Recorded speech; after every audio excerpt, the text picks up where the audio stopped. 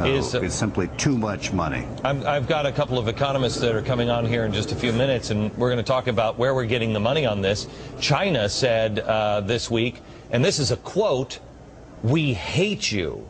We hate you." They said it twice. You spend $1 and $2 trillion. What choice do we have? You are devaluing your dollar.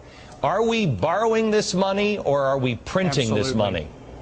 Glenn, this is one of the greatest and greatest outrages and most dangerous parts of this bill. This is all borrowed money that our kids will have to repay. Who are we borrowing This is the largest single issuance of U.S. bonds in the history of the country. The Chinese are going to be issuing about $1 trillion in bonds. The British about $1 trillion.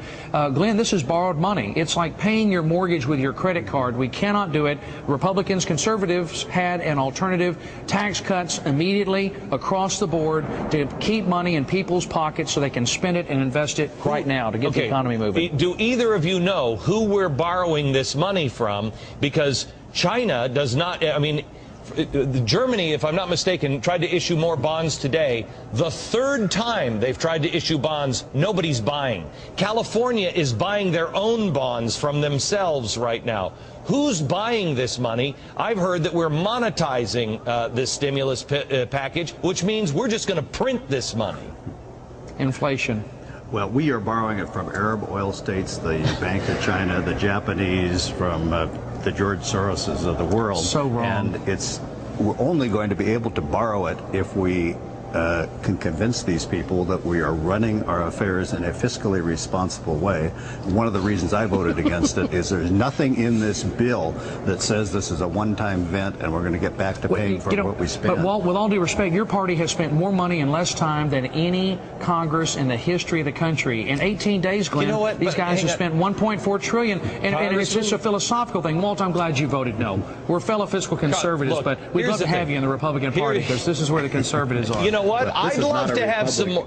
I would love to have some more conservatives in the Republican Party too, Congressman.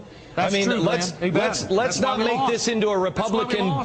Let's not put this into a Republican-Democrat thing, because quite honestly, you know who I have respect for in Congress right now? Bernie Sanders, because he's the only person that will actually stand up and say, I'm a socialist. He's the only one that will do it. At least say what you mean and mean what you say.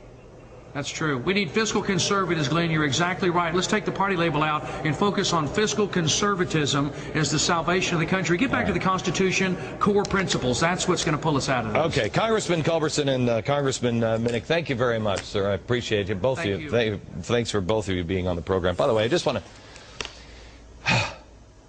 to bother anybody else. I just want to leave you with something here on real quick that Margaret Thatcher said. Bring this up, will you?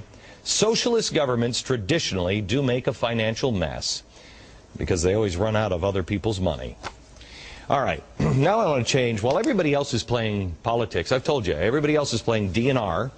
The DNRs that I want to tell you that I'm concerned about is depression and revolution. You can't keep having those kinds of conversations without people just going, ah!